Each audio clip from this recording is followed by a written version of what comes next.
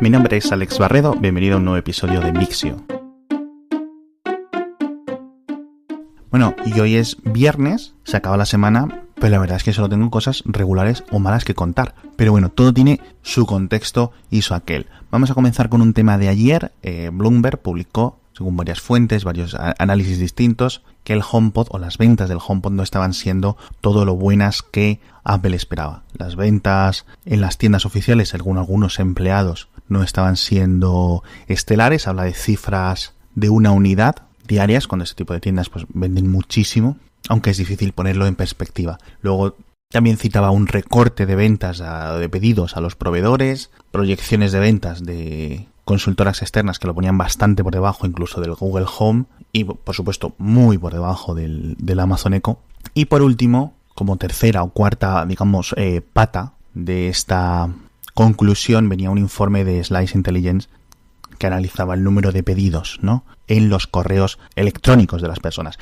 Recordadme que luego vuelvo a hablar de este tema de Slice Intelligence. Bueno, no me lo recordéis, me lo recuerdo yo a mí mismo, pero que ahora volvemos a hablar de esto porque eso es interesante. El tema este del HomePod es curioso porque, aunque ninguna de las reseñas fue muy apabullante en cuanto a la calidad del dispositivo, sí es cierto que se habló de una muy buena calidad de audio, recordad todo esto de las marcas, de la silicona cuando lo pones encima de una mesa de madera, de las vibraciones, pero sí es cierto que eso, las capacidades de lo que es el asistente, las diferencias de lo que el propio Siri puede hacer en el HomePod versus lo que puede hacer en un iPhone, la falta de opciones que quedaron retrasadas para futuras actualizaciones y que aún no han llegado, el hecho de que solo esté disponible en un puñado de países y sobre todo pues eso, que al final puedes conseguir altavoces similares o que los audiófilos, ¿no?, la gente que le preocupe mucho el sonido, ha encontrado una buena opción en el HomePod, pero que no lo van a utilizar específicamente por las opciones que tiene, es decir, la versión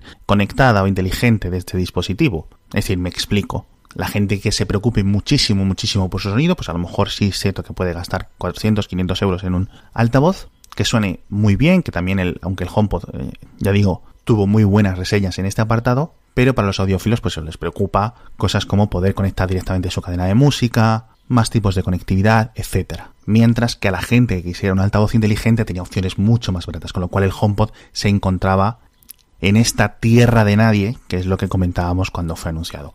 Veremos cómo reacciona el HomePod al futuro. Es cierto que ninguno de los productos de Apple han sido un hit inicial, salvo quizás el iPad, pero aquí parece que tiene muchas más cosas en su contra.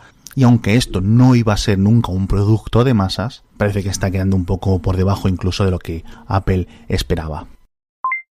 Otro estudio, un análisis también de una compañía experta en seguridad, citaba que habían analizado 1.200 dispositivos con Android y que la mayoría de ellos les faltaban los parches de seguridad mensuales que se distribuyen o que se supone que las compañías tienen que distribuir mes a mes. Decía que compañías como la propia Google, con los Pixel, o Samsung y Sony parecen tener un mejor historial, que los parches de seguridad no se retrasan, que los que dicen que están aplicados realmente están distribuidos y que, por ejemplo, compañías como ZTE o TCL, ambas dos compañías chinas, que tienen el peor historial de actualizaciones de seguridad. Google respondió que bueno, que no todas estas compañías o no todos los dispositivos analizados están dentro del programa de garantías de actualizaciones de Google, que es un acuerdo que Google firmó con muchas de estas empresas para forzar la distribución de estos parches a través de los sistemas de Google Play, en el caso de que fueran posibles, y de parches tradicionales por parte de la pareja de lo que es el fabricante y la operadora, y que el informe no le parecía tan grave. Es cierto que la incidencia de seguridad en Android o de problemas, de errores de seguridad ha descendido fuertemente desde 2015, que el control ha pasado cada vez más o está siendo más centralizado en lo que es Google Play, actualizaciones de aplicaciones, revisión de aplicaciones, etcétera. Pero bueno, no me parece un estudio muy exhaustivo, sinceramente. No me queda claro tampoco, que es lo que decía antes del contexto, cómo han comprobado la distribución a estas unidades. No sé si lo han comprobado en las páginas técnicas que cada fabricante hace disponible de cada dispositivo, o si realmente han analizado 1.200 dispositivos a mano, cosa que se me hace difícil. Es decir, yo creo que han analizado simplemente los binarios o información disponible en la web más que en los propios dispositivos. Pero bueno, ahí está. En la newsletter flotaba yo la idea de que, bueno, estos falta de actualizaciones pudieran ser atajadas mediante regulación, es decir, que las agencias reguladoras de Europa, de Asia, de todo el mundo, fueran detrás de estos fabricantes para forzarles con posibles multas grandes si dejan de dar esta opción, si dejan de dar un mínimo de servicio a sus consumidores. Es decir, cuando un ciudadano compra un teléfono móvil, espera un mínimo de garantías a 1 o 2 años. De la misma forma que esperas que el hardware funcione bien, es decir, que el móvil no deje de sacar fotografías, o que la batería siga cargando, que la pantalla siga funcionando, esperas que el software también lo esté haciendo. Si no hay actualizaciones de software, esto puede dejar de ser así. Entonces yo creo que por aquí se podría atajar. Es un poco tarde, ahora ya, para Android. Google ya está yendo por otra vía, ya lo hemos comentado con las nuevas y todas las novedades que tiene Android O, Android P, en materia de actualizaciones. Pero quizás este método sea útil para proteger las casas, los hogares, ahora con esta supuesta oleada de dispositivos del Internet de las cosas que van a llegar.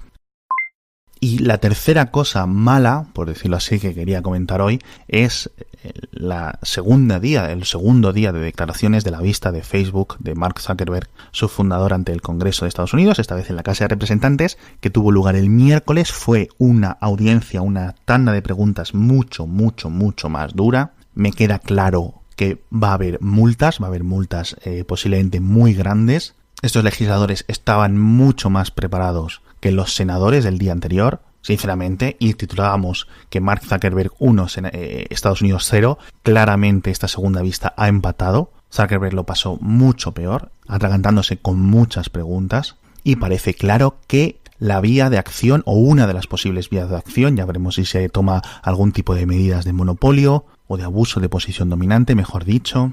Aparte de legislación de privacidad, parece claro que lo que es la Federación de Comercio, la FTC estadounidense, va a revisar el acuerdo que llegó con Facebook, o al que llegó con Facebook en 2011, y parece que Facebook durante estos años lo ha estado violando, con lo cual podría haber multas bastante grandes, no solo centradas en el número de usuarios de Facebook en Estados Unidos, aunque es posible, no solo basadas en estos 87 millones de usuarios, sino en la valoración de la propia Facebook, que admitió que en algún momento los 2.200 millones de usuarios habrían tenido sus datos recolectados de forma lícita o ilícita por terceras empresas y que podían estar flotando. Vamos a ver cómo evoluciona esto, porque sin duda va a seguir dando que hablar mucho a lo largo de 2018 y el posible a largo plazo.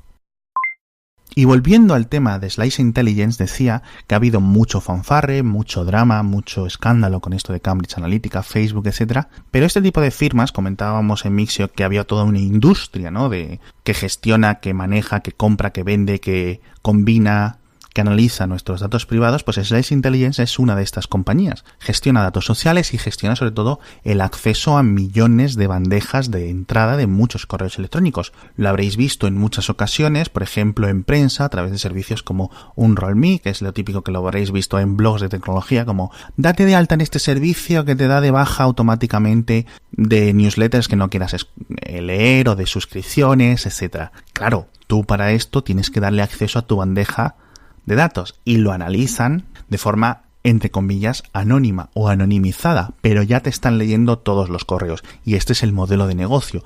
Te ofrecen un servicio, que hace algunas cosillas, uno de tantos que hacen este tipo de cosas, los típicos que te gestionan los contactos, otros que te gestionan o que te organizan el correo, todas estas cosas de servicios gratuitos que mucha gente, millones de personas tienen añadidas a su Gmail, o que añadieron a su Gmail hace años y se han olvidado de ello, están permanentemente analizando tu correo electrónico. Y uno de sus principales modelos de negocio, o uno de sus principales, fuentes de ingresos, es analizar los recibos de las compras online en comercio electrónico que hacemos, y a través de ahí pueden ir viendo qué es lo que se vende, qué es lo que no se vende, por países, por productos, precios, tendencias, etc. Esto es una valoración o algo que vale mucho, que es una información muy valiosa para muchísimas empresas que compran estos datos por tonelada. En ningún momento va a haber un sitio, o esperemos que haya ningún sitio en el que diga Alejandro Barredo ha comprado tal producto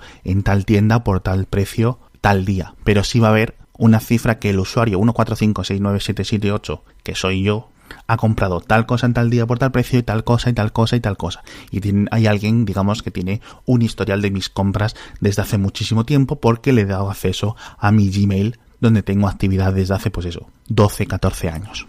Entonces, esto es cuestión de tiempo que estalle, o así lo entiendo yo. Este tipo de empresas son o están bajo regulaciones muy extremas de las de diversas agencias de protección de datos de los países donde operan, pero siempre están a un hackeo de distancia o a un ataque informático o a falta de que un empleado decida vengarse de la compañía por filtrando los datos o vendiéndolos o lo que sea, de que haya un escándalo del nivel de Cambridge Analytica o muy superior, porque no es lo mismo, sinceramente, que tengas en plan, bueno, es que un amigo mío ha compartido mis datos de nacimiento, mi nombre, mi apellido y mi correo electrónico a Cambridge Analytica y ahora saben qué partido político voto.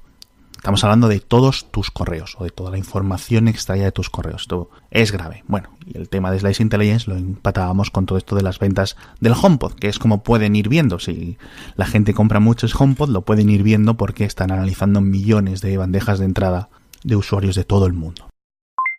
Y poco más por hoy, la verdad, unas noticias rápidas para acabar. Parece que Xiaomi está interesada en comprar GoPro por unos $1.000 millones. Vamos a ver en lo que queda este intento. DJI, el fabricante de drones chino, también estuvo hace unos meses interesado en comprar GoPro y al final no acabó en nada. Gmail, hablando de Gmail, va a añadir un nuevo diseño en unas semanas, bastante chulo.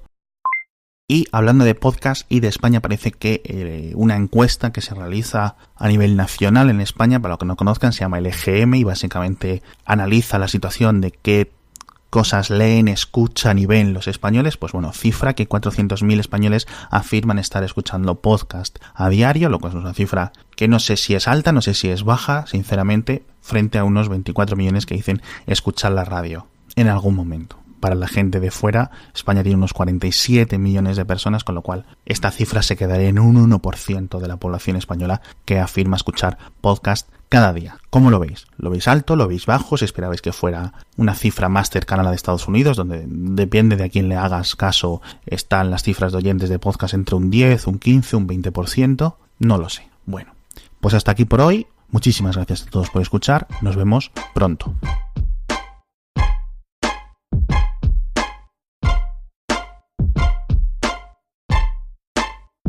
Mixio es una publicación diaria sobre tecnología creada por un servidor, Alex Barredo.